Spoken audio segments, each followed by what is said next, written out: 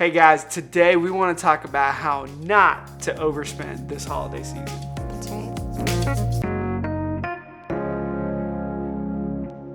So we want to talk a little bit about the holiday spending and some urges you might have already been feeling about how to spend this holiday season.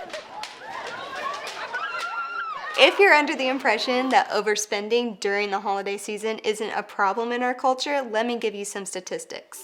The average American plans on spending about $650 to $920 on Christmas presents alone, not including travel, food, and other expenses.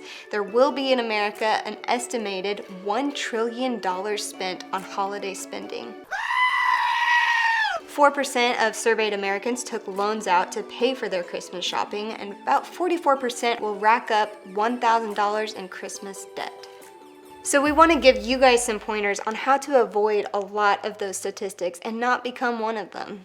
One of the pointers we want to give to you guys is to set a budget early for who you're going to be shopping for. Absolutely, this is something we do every year, and it really helps us be fair, because sometimes you may want to spend more on one person because you like them more.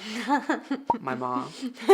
And then some people you may not like as much. My dad. No, I'm just kidding. But it just helps you be fair, and also helps you kind of think through. And then at the end of the day, you know exactly what you're going to spend. That's right. Number 2. Try to make the most of coupons. Now this might sound a little nerdy, but Bath & Body is always sending out email coupons. What's the other one? Bed Bath & Beyond is constantly sending out coupons. Take full advantage of that. What you really want to avoid during the holiday season, and what these different companies in the industries are counting on, is you impulse spending. And so not having something in your mind that you know that you want to purchase for somebody, instead just kind of willy-nilly shopping and just making a decision on the spot. I will tell you, the only place in the entire world that I use a coupon for, Bath & Body Works. He's obsessed with these. Every year. Yeah, that's right. Eucalyptus mint is my smell for all of 2019 and 2020. This okay? is not me. I would be okay with the Dollar Tree, but this No. is him. No. This is him. You also want to shop the best prices. So if you have an item in your mind that you know that you want to purchase for somebody, you can look on Amazon, look at the Target website, look at different websites and compare, because they might have the same exact item, but for a little bit less. And so do your due diligence in searching for the exact item that you want. And this also helps you avoid that impulse spending. Absolutely. Sometimes I have to sleep on it, and going back home and researching actually helps me not buy the item. If we're realistic though, I do all of the holiday shopping. Hope does all holiday shopping. Like Samson All buys of it. for me. I buy for his mom, his dad, his nieces and nephews, and his whole family, my whole family. But he does buy for me, so That's he right. has one person to worry Isn't about. that the best setup? I buy for him and everybody else, which I feel like is pretty typical, but She's better at it. I am. All right.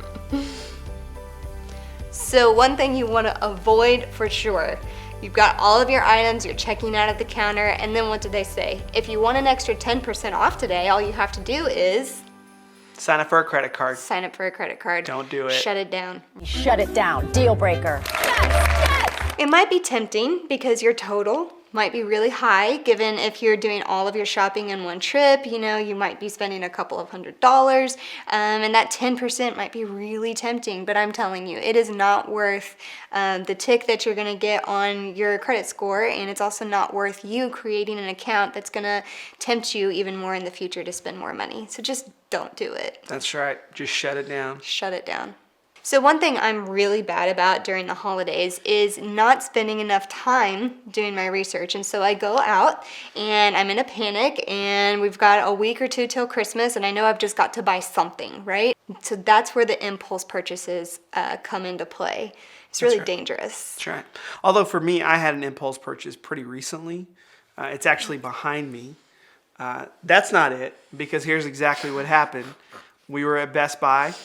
Or we're near Black Friday. Yeah, Black Friday. That'll get you. That's the worst place to be on Black Friday. We were just perusing, we could clearly stand, a little bit of temptation. We'll be okay, right? We're going to talk about how we broke our own rules here. That's right. No, we bought a brand new 4K TV, and then we brought it home, super excited, put it up on the wall, And my wife looks at it and she says, I really can't tell the difference between the other one. But I'm also not technologically savvy. Yeah.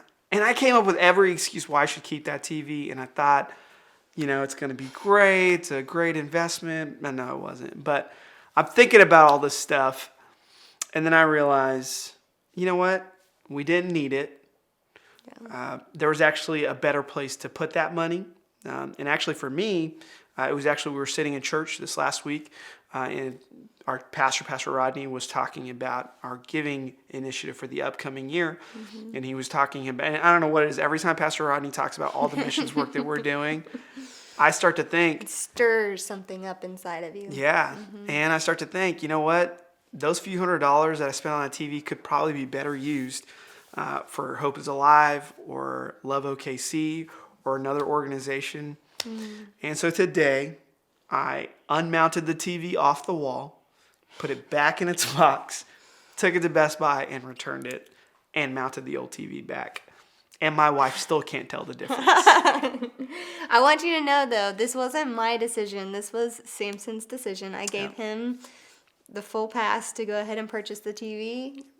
But one thing that we didn't do that we usually try to do is we try to sleep on a purchase for 24 hours and not make that impulse purchase. And that is something that we did not do for this, because Black Friday just gets in your blood, You are like, this is going to come once a year. This is never going to happen again. It's like savings that just, you have to make a choice right there on the spot. Right there. And that's how they make their money off of you. Yeah. So hopefully now you're equipped to go into this Christmas season and all the last minute shopping and be prepared. Go in it with a plan. Guilt and shame free. That's right. Happy holidays and Merry Christmas from our family to yours.